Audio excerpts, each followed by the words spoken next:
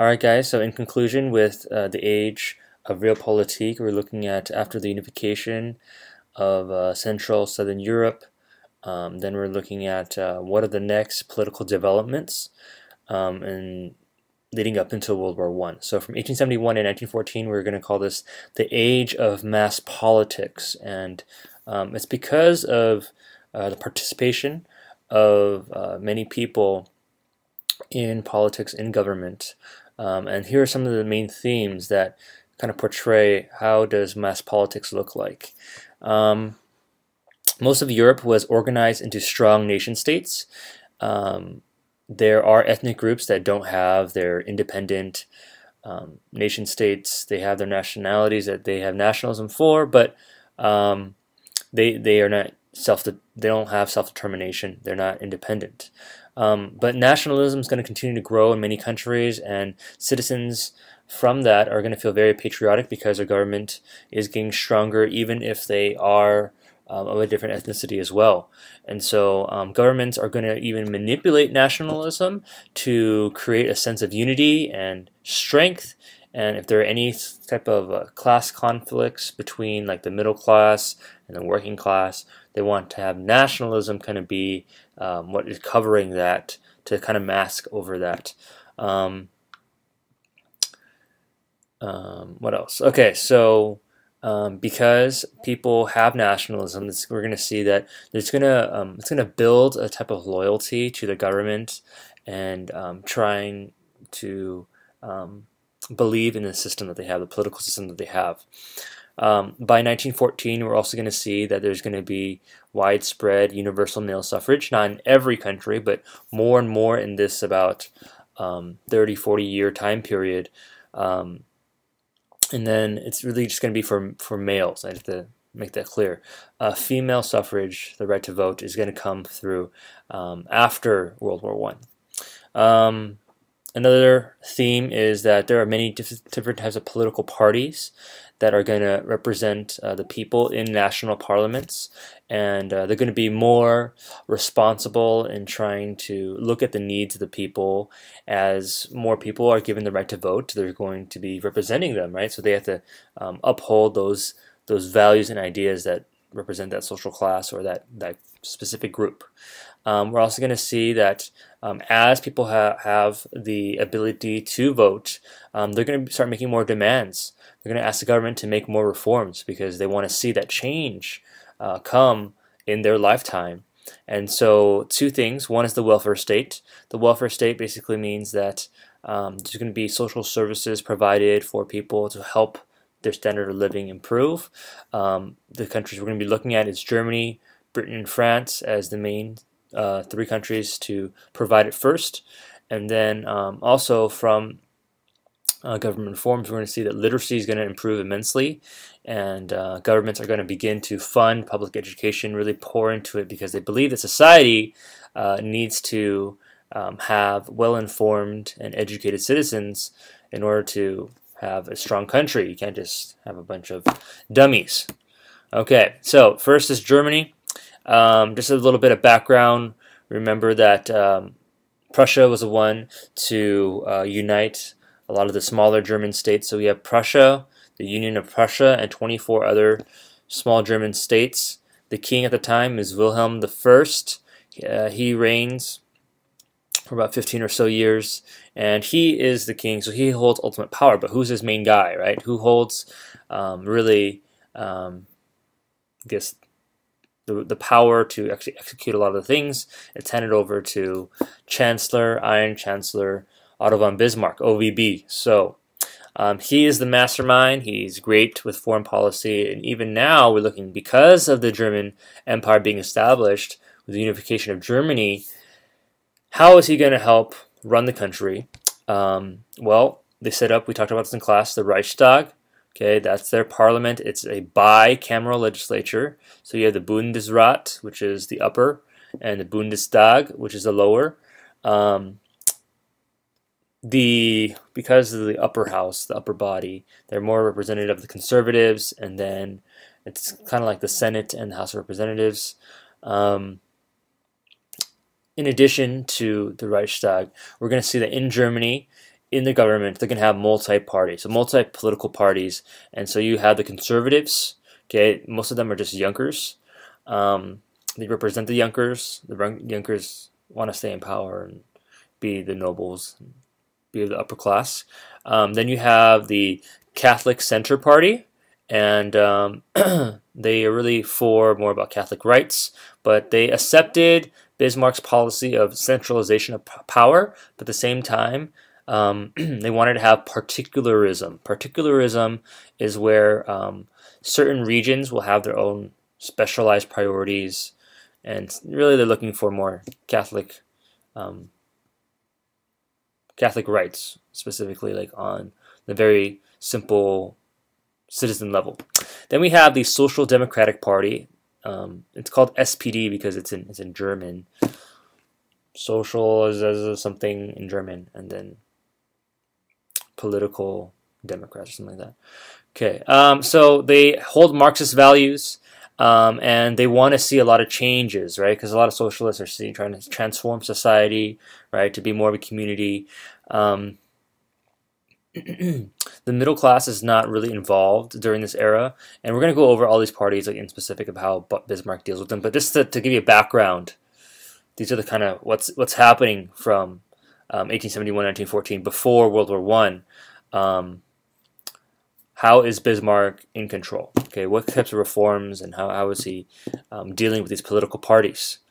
Okay, middle class for the most part, they're not that involved, but then they are afraid of the socialists, afraid that they're going to have this crazy revolution.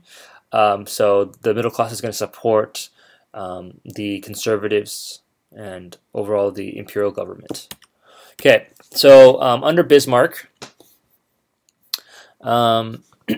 Bismarck will establish an integrated political and economic structure for Germany. So within Germany, right, it's going to be where the empire is very closely tied together, right? It's uniform.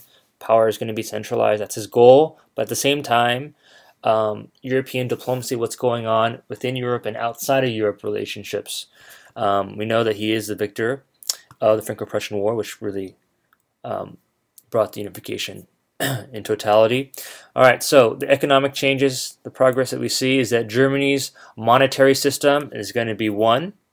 They're going to have an imperial bank, right? So one bank that represents the entire empire, and also the existing banks that are within the German Empire are going to be strengthened as well. Okay, so we can see economic progress there. Also, new policies introduced. One is that Germany is going to have a universal, right, unified, just one German civil and criminal codes. So laws that are in place for every citizen, also against criminals. All of that is standardized. Okay, and also there's compulsory military service conscription requirements of men to serve at a certain age in the military. Okay, another policy that is really important is Kulturkampf. As we have heard before in world history class, Mein Kampf is my struggle, so Kampf means struggle. Kulturkampf is cultural struggle or the struggle for civilization.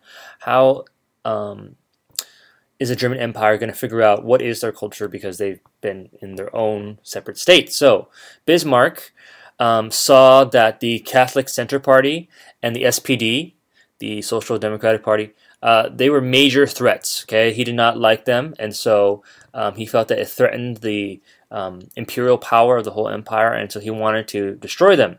So one thing to know is that the Catholic Center Party is actually quite conservative, right? Because they are of the clergy, right, and they're trying to support the clergy. But the SPD is actually liberal, but even though they're different on the political spectrum, Bismarck still sees it that they are a threat to what the whole imperial empire is trying to do. Okay, so he's trying to limit the influence of all these parties. Sorry, not reforms yet, but he is first tackling the Catholic Center Party, and even though Pope Pius IX, we talked about how he wrote the syllabus of errors, right? He also declared that the papacy, right, the Pope is infallible, has no error, right, is basically God's representative on earth, right? Bismarck did not care for that, and so he's pushing Germany into more of a secular direction. The Catholic Party is really strong in the south because that's where a lot of the Catholic states are. In the north, more Protestant. Bismarck was not successful in taking down the Catholic Center Party. However, he did arrest and remove a lot of priests and bishops and a lot of clergymen throughout Germany. Okay, so he was not successful. The other party is the Social Democratic Party, the SPD, who had Marxist views. We talked about this. What do they want? They wanted to have universal suffrage for every male citizen to vote. They wanted to have a genuine democracy, basically like a direct democracy. And the SPDs also wanted to demilitarize the German government. And this says a lot. I mean, like, that's what Bismarck built Germany upon, right? It's through all the different wars that he won that Germany was successful in defeating all the other countries that brought the unification. And they want to demilitarize, so that's going to make him upset, right? Bismarck is again unsuccessful to stopping their influence. But he is going to institute reform. So we talked about in the main themes, okay? People are going to make more demands for reforms because they now have the right to vote and they're participating in government, mass politics. So in order to appease them and to minimize the threat from all these demands and even some type of uprising, Bismarck is going to introduce reforms that are hopefully going to, you know, make way where they're going to be happy for a period of time. So 1879, the first one's going to be a protective tariff, and this is going to be where they're going to maintain domestic production. Okay, so within the German borders, jobs are going to be secure, producing more and more and more. Business owners are happier. Those are the liberals. Okay, then you can also have modern social security laws. Germany's going to be the first to actually introduce social security laws. So what that means is that healthcare, right? Also insurance laws. If an accident happens, that's going to happen in 1883, 1884. Also retirement benefits. If you are above a certain age, right, you get certain pensions. When you retire, you still get some income in 1889.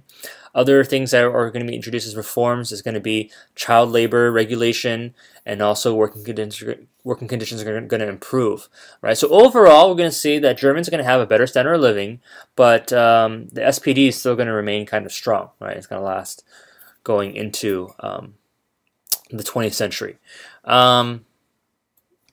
Okay, so Bismarck did not have to really address the middle class so much because he eventually got the support from the workers after these new reforms, right? But the end of Bismarck is going to come through the grandson of Wilhelm I, William II. Okay, he's actually going to fire Bismarck.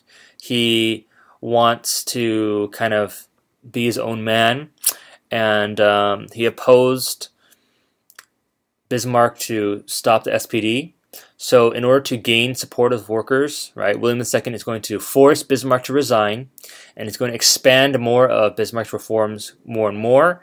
By 1912, we're going to see the SPD to become the largest party in the Reichstag. Okay, all right, so now we're jumping over to France. France, as we know, ended their Second Empire, Napoleon's III Second Empire. It's a lot of numbers. Okay, Napoleon III's Second Empire is going to end in 1870 because of the Franco-Prussian War. And who defeats them? Prussia defeats them. And so at that point, there is no more empire. What type of government are they going to have? And so there's going to be a struggle of people who want to find a new monarch, a new king, and those that want to have just a republic, right? So there's the monarchists and the Republicans. Eventually, we're going to see that France is going to establish a new National Assembly. So from 1871 to 1875, Adolphe Thiers is going to be the chief executive of this National Assembly. They're going to put together a new constitution eventually. But at that time, when the new National Assembly was there, a lot of them are of the middle class.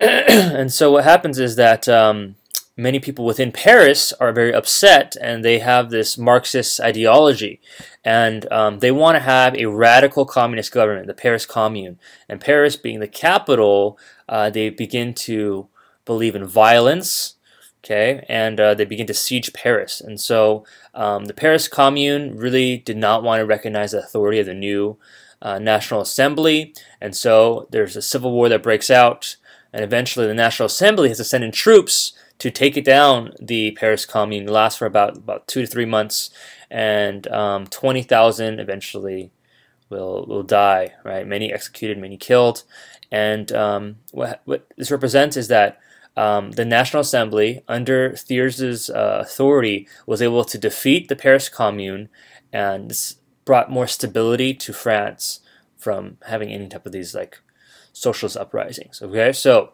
from this time, we're going to see that France is going to have a republic, and this is going to be the third, right? So the first one was during the French Revolution. Second one, right, was right before Napoleon established his second empire. Okay, Napoleon the Third Second Empire. There's going to be the Second Republic, right? And then he changes that to Second Empire, and now we're at the Third French Republic. This is largely dominated by the bourgeoisie, and France is going to enjoy some periods of economic prosperity leading into World War I. Okay, so like I said, there's the monarchists and the republicans. The monarchists are wanting to have a constitutional monarchy. They hold the majority in the National Assembly. However, they disagreed over what type of king they wanted. They either wanted of the Bourbon line or the Orleans line, and so they couldn't agree. The Republicans are going to gain strength from this, and eventually a constitution is going to be written for a republic. And how does this government going to look like? How is it laid out? Well, there's going to be the Chamber of Deputies. They're going to have the most power, and they're elected by direct voters. Okay, so there's universal suffrage in France, right? First country to do so. And they're going to be electing these deputies that represent them. What else is in the government? They have a president, but he is weak, and they also have a Senate, which is kind of indirectly elected. And as much as these are little minor details, the main point is that during this time, the reason why the Republicans are more growing in power and influence, even though the monarchists are the ones who dominate the majority, is because of leadership. So Leon Gambetta is the one to appeal both to the middle class and the working class, and he's going to push for the parliament to have parliamentary supremacy. They are the ones that are going to be holding the power. So not so much one dictator, right, or a king, but the parliament is going to hold the power. At the same time, he's going to speak, to the working class people and saying that there's equality of opportunity for everyone. So he's kind of appealing both, and eventually the National Assembly is going to be more stable because the Republicans are going to take the majority. Now, the significance of having a strong parliamentary government is that they're trying to check the ambitions of dictators that are kind of floating around, right? So if we're talking about the Napoleons, right, no one really anticipated them to have a complete dictatorship, but they took over in that way. And also many kings were very corrupt, and they basically brought, a power struggle and instability in France. So that by having a parliamentary government checking the powers and the ambitions of the executive, that's where they can kind of keep watch. All right, so the reforms that happen, right? People demand reforms because they have power. Main themes, okay? Remember this. For one, trade unions are going to be fully legalized, okay? Trade unions. During Napoleon III, right, trade unions were banned, okay? They did not allow to have these unions in industries. Also, we talked about the Ferry laws, right? The Ferry laws established by Jules Ferry is going to say that education is going to be run by the government, right? It's going to be more secular. It's not in the hands of the Catholic Church. And taxes are going to be used to support public schools, and education is required for all children, I think like 3 to 12. Okay?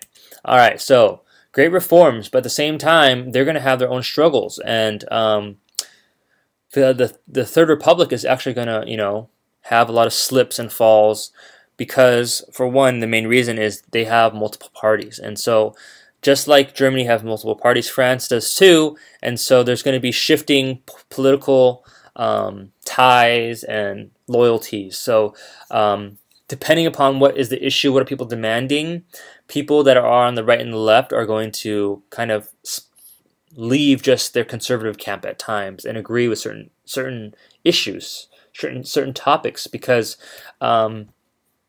they find that it follows more their ideology, what they want to see.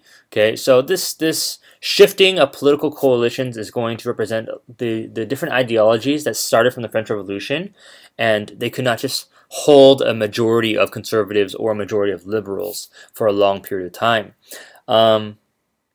So conservatives are actually from the right side of the political spectrum. They're actually going to challenge the republic a lot because they want to have a constitutional monarchy, whereas the liberals, the left, are going to want a republic. All right, so Action Français. This is a political movement, and it's going to be led by Charles Maurras. He's going to push for an authoritarian government. Okay, authoritarian government with a strong military. And so this sounds a lot like very right-wing, very conservative, even reactionary if you're going to have, a built-up military too to protect or defend or whatever, okay? There's other situations, right, besides just a political movement of one guy, but you have the Boulanger crisis, which talks about a French general who was also a politician. He gained support of the military. He wanted to plot a coup d'etat, an overthrow of the republic, and set up a dictatorship. How do people feel about that? Not cool, right? You just set up a third republic, now you want to overthrow it. So the republic, the government, put him on trial, Boulanger, and he eventually would run away, and then he would commit suicide.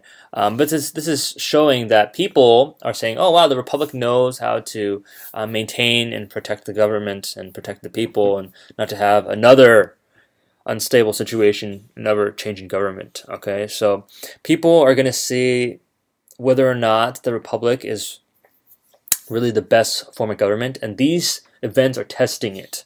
Okay, the next event is the Panama Scandal of 1892. Ferdinand de Lesseps is the one who helped build the Suez Canal in Egypt, right? But in trying to build the Panama Canal, which is in Panama, it's in Central America, he failed to actually build it, and so French taxpayers put in millions and millions of dollars to help build it, and so many people thought that the government was corrupt because they stole their money, right? And what people thought the public was good, they're beginning to feel like, wow, you wasted our money, you suck, right? And their respect and trust for the republic is decreasing, right? And then we have the Dreyfus Affair. Okay, the Dreyfus Affair is really important because it was the most serious threat to the republic. The military charged Captain Alfred Dreyfus, which was a Jew, okay, a Jewish captain in the military, in saying that you helped the Germans, okay, so you are a traitor. And so the monarchists are the ones who are actually blowing this up and saying that, hey, you know what, Republicans, this is your fault, okay, we wouldn't have this happen, okay. And then eventually the leftists on the other side are going to try to investigate and find out that he's actually innocent. Okay, so Emile Zola is an author, is a realist author. We kind of talked about him. He's going to look at Dreyfus's case, and he actually defends Dreyfus. And he wrote in a newspaper article defending him in 1898. J'accuse, and means I accuse. Eventually the case is going to be closed and he is innocent, right? It was all kind of a conspiracy. And this is going to show that a lot of the moderate Republicans and socialists are going to defend the Republic. And the conservatives that basically challenge the Republicans, saying, look at you guys, the Republicans, you guys messed this all up. They look dumb now and they are discredited. Okay. Eventually we're going to see in 1905 Republicans are going to fire back, and they're going to say, we're going to push for an anti-clerical campaign and push for separation of church and state. Okay, so this is kind of where like the the political differences are going to cause more conflict between the political parties. And we're going to have socialists that are going to be led by Jean Juarez or Jarez. They're going to gain more seats in the Chamber of Deputies. So by 1914, the Third Republic is supported by the French people. It went through its bumps, right? It had some struggles, but it's going to be the longest republic in French history, and it's going to last until 1940. So about for like 50 years. That's pretty good. France will never go back to its monarchical past. No more will there be a king in power. Okay, so we covered Germany and France, and then the next country we're going to cover is going to be Great Britain.